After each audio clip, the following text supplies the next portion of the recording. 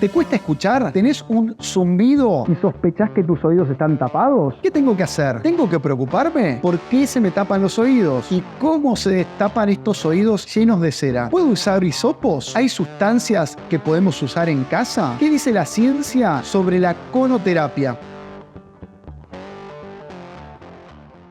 Y vamos a estar hablando sobre una consulta frecuente a los otorrinos, que es cuando se nos tapan los oídos, sobre todo cuando se nos tapan con esta cera. Así que vamos a dividir esto en una primera etapa donde vemos cómo funciona la cera y todas las funciones que tiene. Vamos a hablar después de los síntomas y por qué se genera un exceso de cera. Y por último, qué vamos a hacer y sobre todo qué va a hacer el profesional de la salud para mejorar esto. Y como sabés, los oídos tienen no solo la función de audición, de escuchar, sino que también tiene una función de equilibrio, y eso explica algunos de los síntomas que vamos a charlar. Y al mismo tiempo se divide en tres partes: un conducto auditivo externo, un oído medio y un oído interno. Todas estas partes pueden alterarse, pueden enfermarse y pueden dar un montón de estos signos y síntomas. De las enfermedades más comunes están las otitis, tanto otitis externas y otitis medias, y también vamos a tener lo que son los tapones de cera. Y ahora, ¿esta cera es buena o es mala? Y la cera tiene una función primordial, que es la de lubricar y la de protegernos. O sea, generamos cera, que es algo bueno para nuestro oído. Allí intervienen las glándulas sudoríparas y las glándulas sebáceas que están en el conducto auditivo externo, y esta cera va a ser, como te digo, protección repelente de microorganismos como bacterias, virus, etc. Va a ser un repelente de insectos y también va a ser un repelente de suciedad. Como te digo, también en la piel, en la zona, va a ayudar a lubricar. También va a ser un hidratante porque hace que se contenga el agua que hay en la zona. Y esto tiene todo un sistema de autolimpieza. Por lo tanto, la cera es algo fundamental para nuestro oído, es algo normal, y por lo tanto, que haya cera no nos habla ni de falta de higiene ni de suciedad. Es algo que es fisiológico. Ahora, ¿puedo tener más cera de la que necesito? Y la respuesta es sí, y se da por dos causas principalmente. Una es que genere mucho y la otra es que elimine, que excrete poco. ¿Y esto por qué se da? Genero mucho en pacientes a medida que van avanzando la edad. Los pacientes más añosos tienden a generar más cera. ¿Por qué? Porque la cera es un poco más densa, más seca, hay más vellosidad, y todo eso hace que se acumule más. Después, factores genéticos, donde hay gente que, por ejemplo, tiene más hipersecreción, o sea, genera más, como está el que transpira más, como el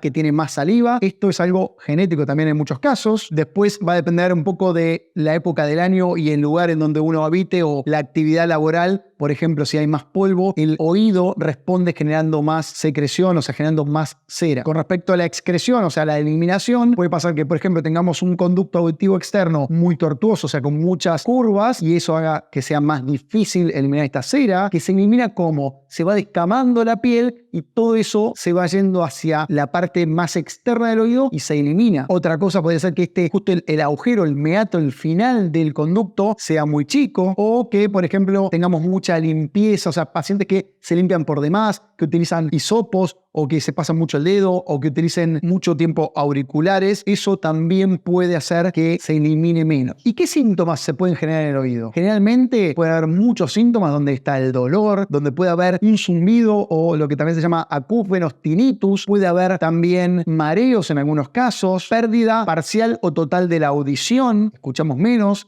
que puede ser acusia o hipoacusia. Puede haber picazón, puede haber un ardor, un picazón en toda la parte externa del oído. Puede haber en algunas infecciones secreción, o sea que hay algún líquido que sale de ahí, incluso un líquido que puede llegar a ser algo hemorrágico, si es una otitis, por ejemplo, que produce ruptura del tímpano, de la piel. Así que estos son unos síntomas generales donde es fundamental que el médico, sobre todo el médico especialista, el otorrinolaringólogo, evalúe todo eso y en base al interrogatorio y al examen físico pueda diferenciar y decir la causa. Porque en base a eso vamos a tener un tratamiento diferente. Y con esto yo te estoy diciendo, previo al tratamiento, como siempre te decimos, no te automediques, no realices nada en tu casa previo a la consulta del médico y que esté avalado por un profesional de la salud, porque muchas veces esto puede ser contraproducente. Como te decimos siempre, esto es algo informativo. Siempre el diagnóstico lo tiene que hacer un médico, tu médica en el consultorio, pedir los estudios que haya que pedir y el examen físico para llegar a una causa y con eso un tratamiento específico. Por lo general, entonces, el otorrino, ¿qué va a hacer? Va a evaluar diferentes causas, va a diferenciar y no va a decir que es un tapón y no, por ejemplo, que es otra cosa. Habiendo descartado, por ejemplo, una infección, que es otra de las cosas más comunes,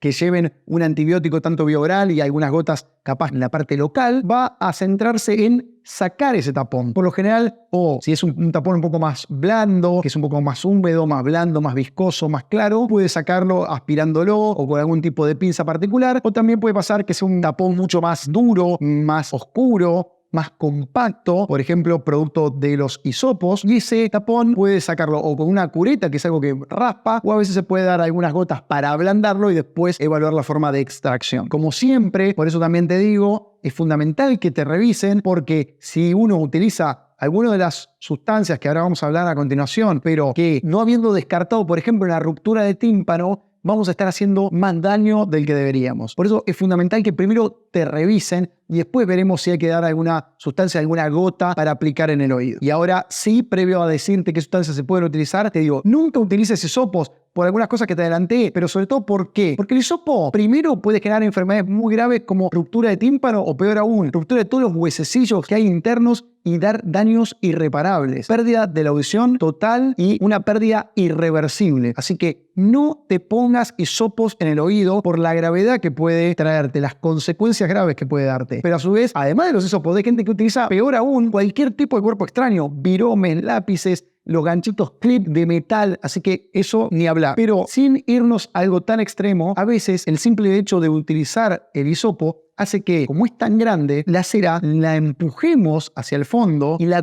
compactemos. Entonces va a ser mucho más difícil sacar en oportunidades posteriores este tapón. Y en el medio nos va a dar síntomas de hipoacusia, o sea, baja de audición. Nos puede dar síntomas de ardor, porque limpiamos toda la zona y se pierde la lubricación. Entonces tenemos ardor, picazón, dolor. Dependiendo de cómo se genere ese tapón hacia el fondo, si queda algún espacio y pasa agua, cuando nos bañamos o por lo que fuera, esa agua se acumula, sale mucho más lento y por lo tanto puede predisponer a otitis, a infecciones. Fíjate por qué no hay que utilizar hisopos. De hecho, en Estados Unidos aproximadamente hay 10.000 casos de lesiones por año, de los cuales 2.000 terminan en rupturas más graves por hisopos. Y con respecto a la conoterapia, si no la conocías, que esto es algo más del boca en boca, algún curandero, algún familiar que lo practica, y son unas velas que son finitas, enrolladas en forma de cono, con un centro que está libre, un centro donde se pone el paciente de costado, se le pone a veces algún dispositivo, que puede ser algún metal o algo para evitar que caiga cera caliente o que queme al paciente, y tiene una finalidad de generar un vacío, de generar el mismo calor para extraer ese tapón de cera. La verdad es que esto no funciona así, no sirve y tiene por el otro lado las altas chances de generar problemas más graves, como por ejemplo quemarnos cualquier zona de la cara, quemar el oído, incluso por estar poniendo un cuerpo extraño, como decíamos anteriormente, romper la membrana o peor aún toda la parte del oído medio interno. Así que no utilices esta técnica,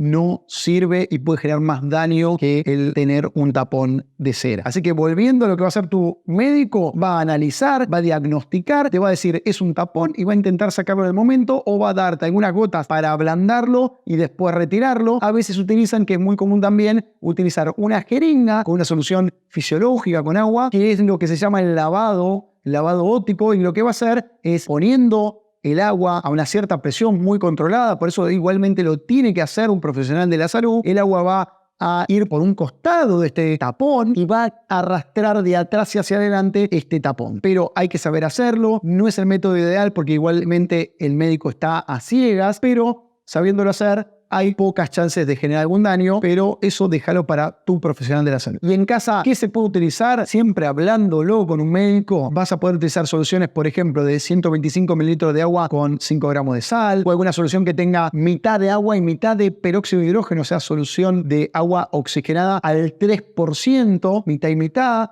Se puede usar té de manzanilla, algunas gotas, se pueden utilizar gotas de algún aceite como el de oliva, el de coco o el de almendras. Se pueden utilizar algunas gotas o algún lavaje de solución fisiológica tibia, incluso gotas que se venden en la farmacia, que son gotas anticeruminosas, porque el tapón también se lo llama cerumen, y eso tiene que estar indicado por tu médico. Como conclusión, puede haber un exceso de cera en algunos pacientes. Te dejé los síntomas para que, si aparecen, consultes primero a un médico, no hagas nada por tu cuenta, podés consensuar con él si quiere indicarte algunas gotas. Si sos uno de esos pacientes que generan muy seguido tapones, podés consensuar te puede enseñar a hacer algunos diferentes tipos de lavaje, utilizar alguna gota y que hagas algún control periódico. Hemos llegado al final del video, te agradezco por haber llegado hasta acá y si te gustó dale like, comenta, seguinos en nuestras redes y nos vemos en el próximo video.